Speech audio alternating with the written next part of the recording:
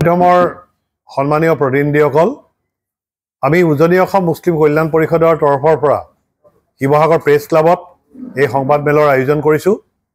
আৰু সংবাদ মেলত আমি নজমুল হুছেইন তিনিচুকীয়াৰ কাজী, ফখৰুদ্দিন আহমেদ নাহৰকটীয়াৰ কাজী, আফজালুৰ ৰহমান তেজপুৰৰ কাজী, আইনান জুবেৰ ডিব্ৰুগড়, আব্দুল মতলিব যোগীঘোপা বঙাইগাঁও জিলাৰ, উমৰ আলী গোৱালপাৰা, আফজালুৰ হক জুৰিয়া নগাঁও, মাজৰহুল হক তিতাবৰ যোৰহাট, আতিকুৰ ৰহমান শিৱসাগৰ, ফাৰুক হুছেইন চৰাইদেউ।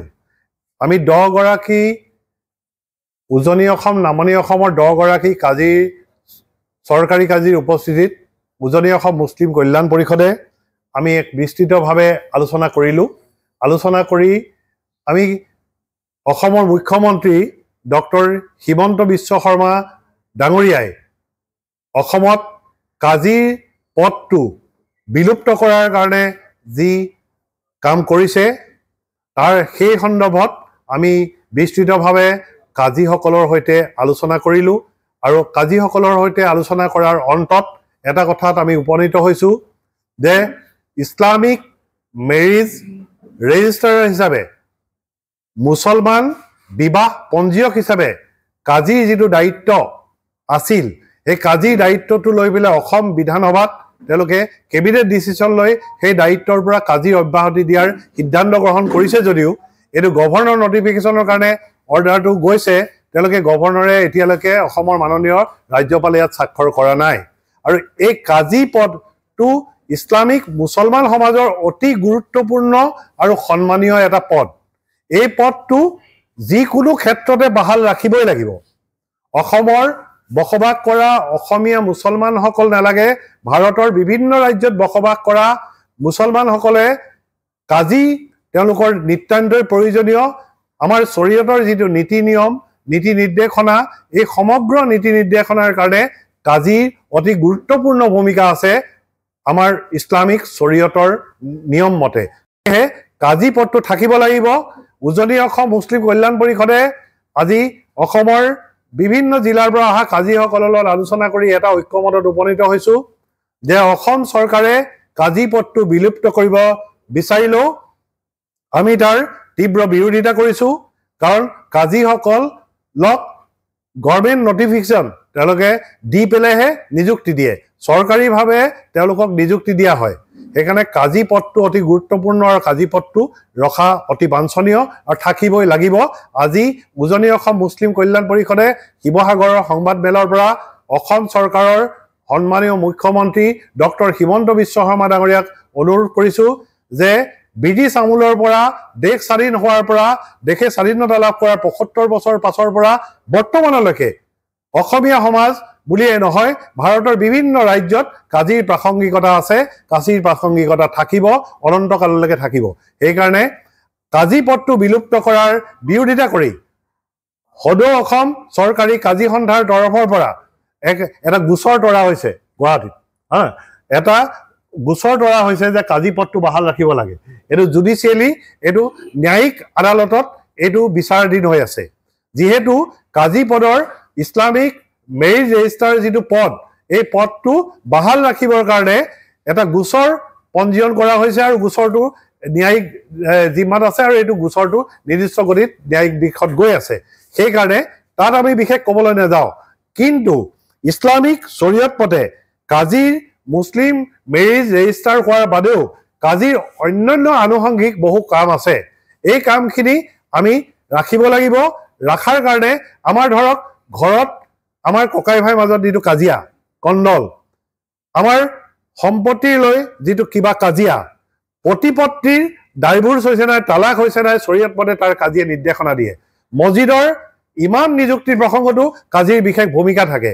এনেদৰে এখন গাঁৱৰ সৈতে এখন গাঁৱত যেতিয়া বিবাদ হয়, এখন গাঁৱলৈ এখন গাঁৱৰ এটা মছজিদ কমিটি লৈ আন এটা মছজিদ কমিটিৰ মাজত যেতিয়া বিবাদ হয়, দুইটা মছজিদ কমিটিয়ে যেতিয়া বিবাদৰ কোনো ধৰণৰ মীমাংসা কৰিব নোৱাৰে, তেতিয়াহ'লে আমি মুফতিৰ ওচৰলৈ নগৈ আমি কাজীৰ ওচৰলৈ যাওঁ।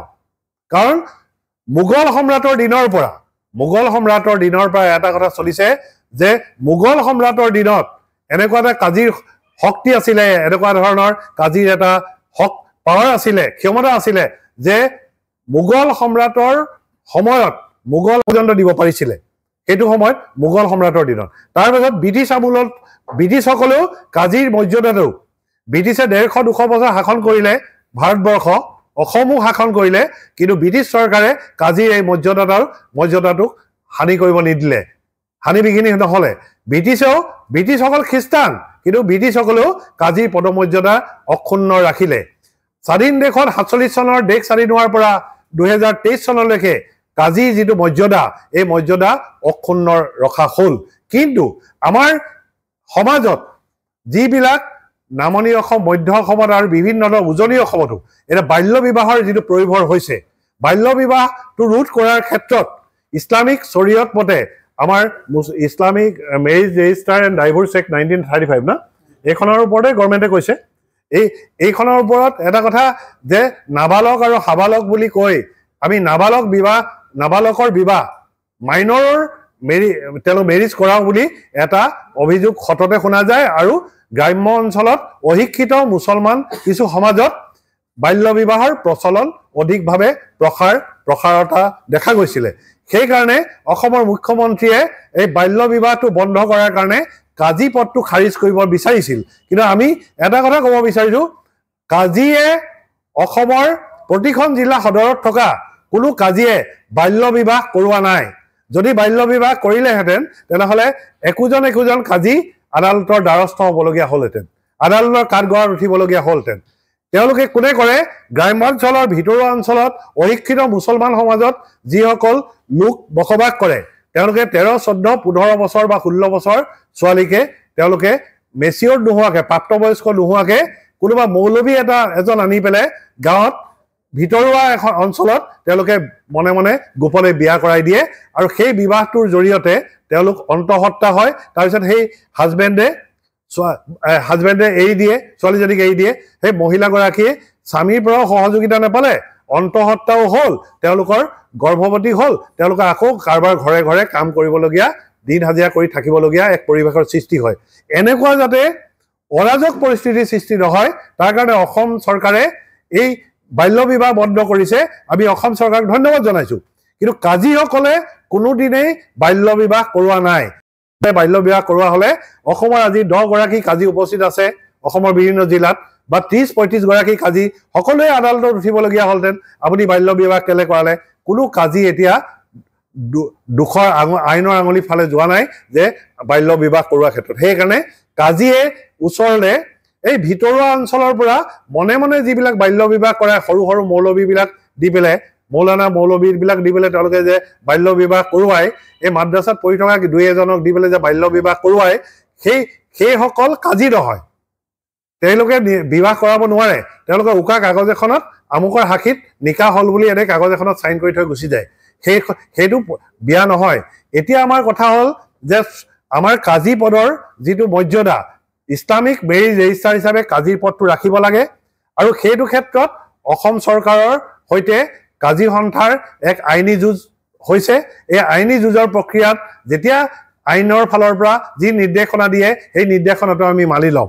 যেতিয়ালৈকে কাজীয়ে মেৰিজ ৰেজিষ্টাৰ হিচাপে, বিবাহ বিষয়া হিচাপে কাজী নিযুক্ত নহয় বা থাকিব নোৱাৰে, তেতিয়া আনুষংগিক আমাৰ শৰীয়তৰ কিছুমান নীতি নিৰ্দেশনা, বিভিন্ন ধৰণৰ ফটোৱা আদি আদায় দিয়া আৰু নিৰ্দেশনা দিবলৈ সমাজক ইছলামিক শৰীয়ত আইনখন সুচলভাৱে চলিবলৈ, চিধা ৰাস্তাত চলিবৰ কাৰণে কাজীয়ে সহযোগ কৰে, নিৰ্দেশনা দিয়ে, গাইড হিচাপে কাজীয়ে কাম কৰে। সেইকাৰণে আমাৰ মাজৰ বিভিন্ন ধৰণৰ সমস্যা ইছলামিক শৰীয়তৰ দিশত, ইছলামিকৰ মুছলমানৰ আইনৰ বিভিন্ন দিশ পৰিচালনা কৰিবৰ ক্ষেত্ৰত আমাৰ মাজত বাদ বিবাদ, ঘৰুৱা বাদ বিবাদ, পৰিয়ালকেন্দ্ৰিক বাদ বিবাদ, বিভিন্ন ধৰণৰ স্বামী স্ত্ৰী কাজিয়া, সকলোৰে কাৰণে কাজীয়ে বিভিন্ন ধৰণৰ পৰামৰ্শ দিয়ে। আৰু অসমৰ বিজ্ঞ সমাজে, মুছলমান সমাজে এই কাজীৰ নিৰ্দেশনাটো মানি সন্মানজনকভাৱে মানি লয়। সেইটো ডাঙৰ কথা। কিন্তু কোনোবা এজন মছজিদৰ ইমামে কিবা এটা যদি কয় যে এইটো কৰিব লাগে, আমাৰ বিভিন্ন ধৰণৰ জামাতে, মুছলমান জামাতে নামানিবও পাৰে। আৰু যদি এই কথাষাৰ আমি ক'ব বিচাৰিছোঁ, কিন্তু কাজীয়ে যেতিয়া এটা ফটোৱা দিয়ে, কাজীয়ে যদি সেই মছজিদ কমিটিবিলাকক মাতি আনি কয় যে তোমালোকে এনেকৈ কৰিবা, মই কোৰাণ শ্বৰীফ চাই বিভিন্ন ধৰণৰ বিধি বিধান দিছোঁ, এনেদৰে তোমালোকে শান্তিপূৰ্ণভাৱে থাকা। তেতিয়া অসমীয়া মুছলমানসকলে সেই নীতি নিৰ্দেশনাবিলাক তাহানিৰ যুগৰ পৰা মানি আনিছে, এতিয়াও মানি থাকিব। সেয়েহে কাজী অতি প্ৰয়োজনীয়, অতি সন্মানজনক এটা পদবী। সেইকাৰণে অসম চৰকাৰে কাজী পদটো বাহাল ৰাখিব লাগিব। আৰু যদি কেনেবাকে কাজী পদ বাহাল নাৰাখে চৰকাৰে, তেনেহ'লে উজনি অসম মুছলিম কল্যাণ পৰিষদে অসমৰ প্ৰতিখন জিলাৰ মছজিদ সমন্বয়ৰক্ষী সমিতি আছে। যেনেকৈ ডিব্ৰুগড়ত 40টা মছজিদ আছে, ডিব্ৰুগড়ত 40টা মছজিদৰ ওপৰত এখন সমন্বয়ৰক্ষী সমিতি আছে, কোঅৰ্ডিনেশ্যন কমিটি আছে। শিৱসাগৰত যেনিবা 70টা মছজিদ আছে, 70টা মছজিদৰ কোঅৰ্ডিনেশ্যন কমিটি আছে। যোৰহাটত যেনিবা 50টা মছজিদ আছে, তাৰ এখন কোঅৰ্ডিনেশ্যন কমিটি আছে। সেই কোঅৰ্ডিনেশ্যন কমিটিয়ে কাজী পদবী যিফালে এপ্লিকেশ্যন কৰিব, তেওঁলোকে চাব যোগ্যতা অনুসৰি কাজী পদমৰ্যাদা ৰাখিব পৰা একোজন ব্যক্তিক উপযুক্ত শিক্ষাৰে আমাৰ সামাজিক যিবিলাক স্কুলৰ হাই ছেকেণ্ডেৰী বা BA পাছ, ইমাম, তেওঁলোকৰ মৌলবী পাছ, তেওঁলোকৰ হাফিজ, কাৰী, মৌলানা, মুফতি, তেওঁলোকৰ বিষয়বাবসমূহ চালি জাৰি চাই কাজী নিযুক্তি দিব। চৰকাৰে যদি কাজীসকলক অপমানজনকভাৱে অব্যাহতি দিয়ে, কাজীসকলক নাৰাখো বুলি কয়, কিন্তু মুছলমান ৰাইজৰ ৰাইজে কাজীসকলক নিজাববীয়াকৈ কিন্তু নিযুক্তি দিব। কাৰণ 40 ঘৰ, 50 ঘৰ, 100 ঘৰ, 150 ঘৰ মুছলমানে এজন মছজিদত দৰমহা দি এজন ইমাম ৰাখে। তেনেহ'লে এজন মহকুমাত সেইসকল মুছলমানে এজন মহকুমাত কাজীৰ দৰে সন্মানজনক পদ ৰাখিব পাৰিব। সেইকাৰণে অসম চৰকাৰক ক'ব বিচাৰিছোঁ, বিষয়টো অতি গম্ভীৰ।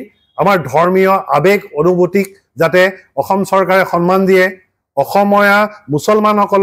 অসমীয়া মুছলমান ধৰ্মাৱলম্বীসকলৰ আৱেগ অনুভূতিক যাতে অসমৰ মুখ্যমন্ত্ৰীয়ে সন্মান দিয়ে, তাৰ কাৰণে আমি অসমৰ মুখ্যমন্ত্ৰীৰ ওচৰত অনুৰোধ জনাইছোঁ।